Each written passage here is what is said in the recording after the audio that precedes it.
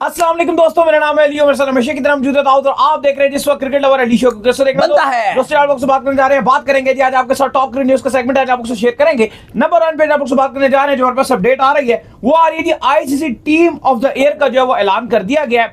कौन जो है टीम ऑफ द ईयर में इन हुआ है? ओडीआई टेस्ट इवन टेस्ट के अंदर बड़े बड़े नाम अपनी जगह नहीं बना सके, विराट कोहली अपनी जगह नहीं बना सके, रोहित शर्मा अपनी जगह नहीं बना सके, बाबर आजम अपनी जगह नहीं बना सके। तीनों टीमें आ चुकी हैं। कौन कौन सी टीमें वो बताएंगे। बात करेंगे वार्म अप मैचेस को लेकर चैंपियन ट्रॉफी के।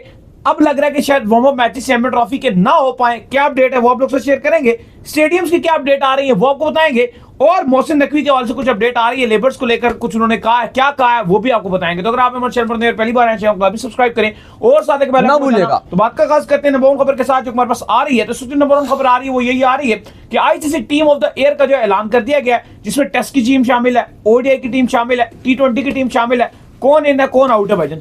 देखिए बिल्कुल आज दो टीम्स अनाउंस कर दी गई हैं, ओडीआई की भी और टेस्ट की भी। सबसे जो बड़ी खबर है वो ये है कि साइम अयूब जो फिलहाल चैंपियंस ट्रॉफी के स्क्वाड से तो बाहर नजर आ रहे हैं लेकिन टीम से बाहर नहीं हुए हैं ओडीआई की सॉरी टीम अनाउंस कर दी गई है, लेकिन बड़ा सरप्राइजिंग आपको टीम नजर आएगी क्योंकि ऐसा लग रहा है कि एशियन 11 है।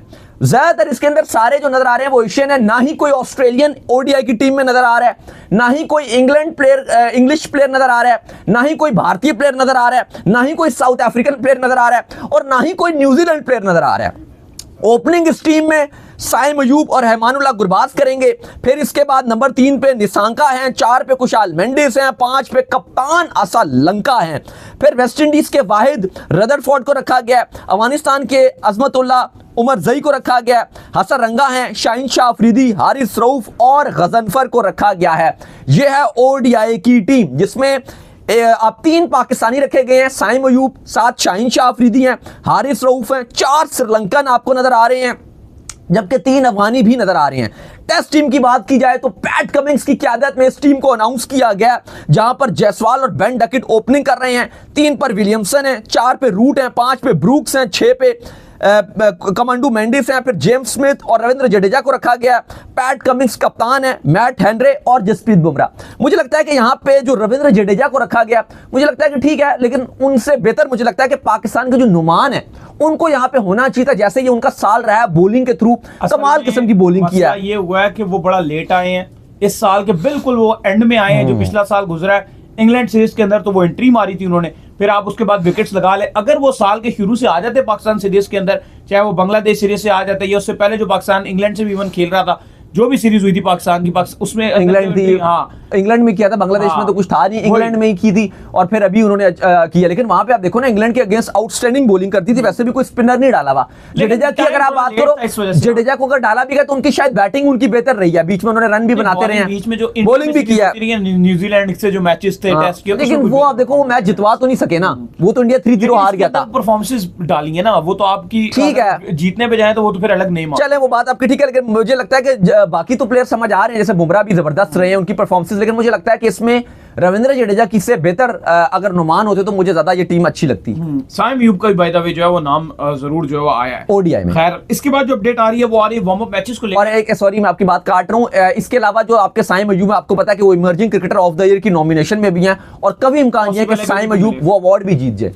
खैर इसके बाद जो अपडेट आ रही है जी वो आ रही है वार्म अप मैचेस को लेकर, और अपडेट ये आ रही है क्योंकि पाकिस्तान जो है बड़ा चैंपियन ट्रॉफी के जो मैचेस हैं उनके क्लोजली जो है पाकिस्तान एक ट्राई नेशन सीरीज होस्ट कर रहा है, जिसमें पाकिस्तान के साथ जो है साउथ अफ्रीका शामिल है, फिर पाकिस्तान के साथ जो है उसके अंदर जो है न्यूजीलैंड शामिल है। तो पाकिस्तान ने ये सीरीज भी खेलनी है, तो इस वजह से अब ये लग रहा है जो आपके वार्म अप मैचेस हैं उसके चांसेस बहुत ज्यादा लेस हो गए हैं। पॉसिबल है कि शायद आपको इस चैंपियन ट्रॉफी के अंदर वार्म अप मैचेस भी ना दिखे, और एक वजह यह भी है कि जो आपकी इंडिया की टीम है वो दुबई में मौजूद होगी, और बांग्लादेश ने भी अपना जो है पहला मैच खेलने के लिए दुबई जाना है, फिर पाकिस्तान ने अपना पहला मैच खेलने के लिए कराची जाना है, फिर अगर आप देख लें साउथ अफ्रीका तो वो पहले यहाँ पर खेल लेगी, न्यूजीलैंड भी जो है पहले यहाँ पर खेल लेगी। तो अब ये कहा जा रहा है कि चैंपियन ट्रॉफी के जो वार्म अप मैचेस हैं उसके चांसेस काफी स्लाइट हो चुके हैं। देखिए अनफॉर्चुनेट है, मेरे ख्याल से वार्म अप मैचेस होने चाहिए थे क्योंकि चैंपियंस ट्रॉफी ऑलरेडी बड़ी छोटी होती है, हर टीम 3-3 मैचेस खेलेगी और फिर अगर जो 4 टीमें आगे जाएंगी, दोनों दो एक ग्रुप से जाएंगी आगे सेमीफाइनल और फाइनल, यानी कि 3-3 मैच खाली आपको खेलने हैं पहले राउंड में।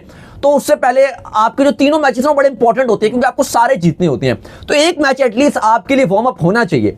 तो ये बड़ा अनफॉर्चुनेट है, बिलखसूस ऑस्ट्रेलिया, इंग्लैंड और अफगानिस्तान अब ऐसे ही लग रहा है कि ये बगैर वार्म अप मैचेस खेले ही आगे जाएंगी क्योंकि इंडिया बांग्लादेश का तो चलो इशू है, क्योंकि उन्होंने ऑलरेडी दुबई में अपना मैच पहला खेला है, तो वो दुबई होगी, इंडिया तो होगी भाई।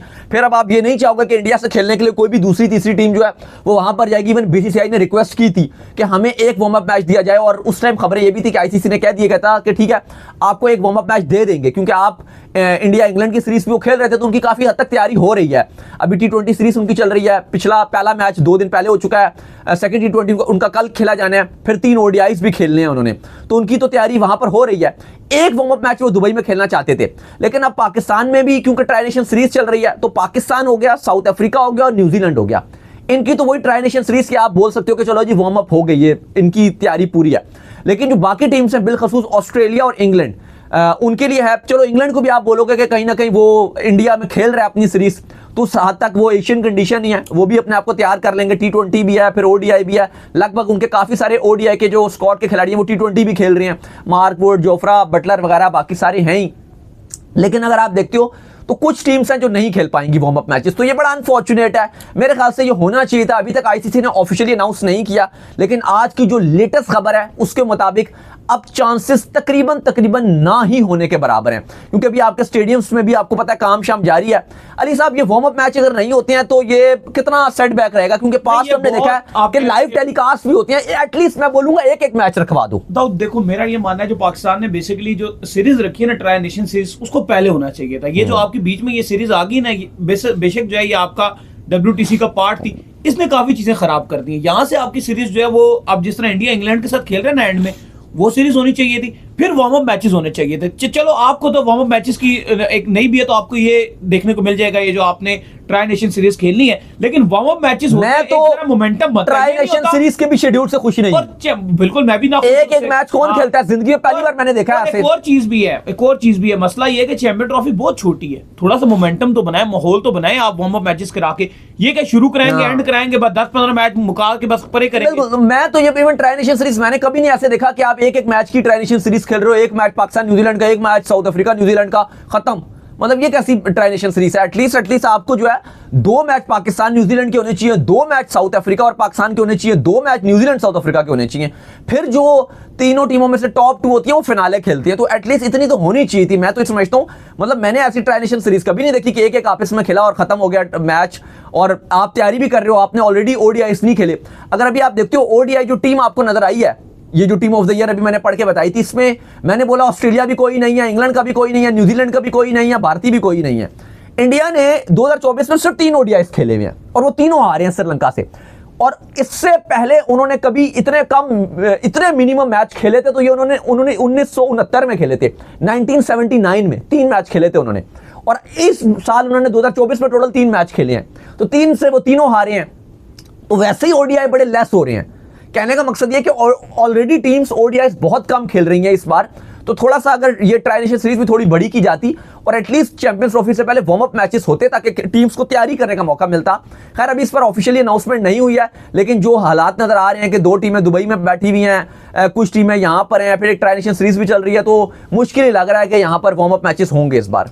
खैर इसके बाद जो अपडेट आ रही है हमारे पास वो आ रही है स्टेडियम के हवाले से, और स्टेडियम्स को लेकर जो वो अपडेट आ रही है, अपग्रेडेशन का जो सिलसिला है वो बड़ी तेजी से जो इस वक्त जो है स्टेडियम्स में जारी है। आपको बताया था कि फाइनल मराइल में जो है लाहौर भी दाखिल हुआ हुआ है, कराची भी दाखिल हुआ हुआ है, पिंडी लगभग जो है फाइनली हुआ हुआ है। वो हल्के फुल्के जो हॉस्पिटलिटी बॉक्स हैं वो फाइनलाइज हो रहे हैं, तकरीबन वो भी एंड लगे हुए हैं। तो मोहसिन नकवी आए हैं को लेबर्स को लेकर, क्या बोलना है जी उनका? देखिए उन्होंने बड़ा एक अच्छा गेस्चर दिया लेबर्स को लेकर। उन्होंने ये फैसला किया है कि जो लेबर्स होंगे उनको एक तो लंच करवाया जाएगा। जितने कदाफी स्टेडियम के जो लेबर्स हैं जिन्होंने दिन रात काम किया और जिस डेडिकेशन के साथ काम किया, तो उनको मोटिवेट करने के लिए एक उन्होंने उनके साथ डिनर मुंह से निकल जाता है, एक लंच रखा है। प्लस उन्होंने ये फैसला किया कि जो कदाफी स्टेडियम में पहला मैच होगा, वो जितने लेबर्स वहां पे काम कर रहे हैं उन सबको फ्री एंट्री दी जाएगी उस मैच के लिए। तो ये बड़ा एक अच्छा गेस्चर है। बाकी जो आज की लेटेस्ट अपडेट है वो भी मैं आपके साथ शेयर कर दूं। ग्लास का जो काम है, शीशे का जो काम है, वो कदाफी स्टेडियम में शुरू कर दिया गया, क्योंकि आपको पता है कि ये तभी शेप जो निकलती है, क्योंकि कंस्ट्रक्शन वैसे नजर आ रही होती है, आपको आधी अधूरी सी नजर आ रही होती है। जब तक ग्लास का काम नहीं होता तो जो लग्जरीपन है वो नजर नहीं आता।